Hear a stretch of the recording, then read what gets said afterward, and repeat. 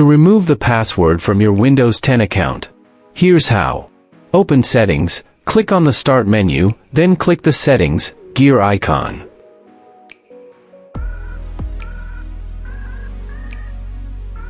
Accounts, in the Settings window, select Accounts.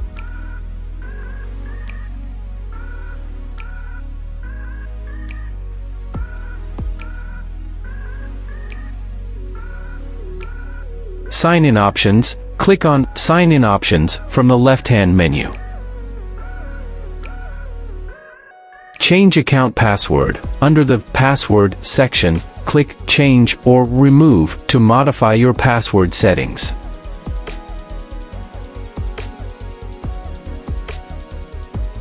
Authenticate. You might be prompted to enter your current password to make changes.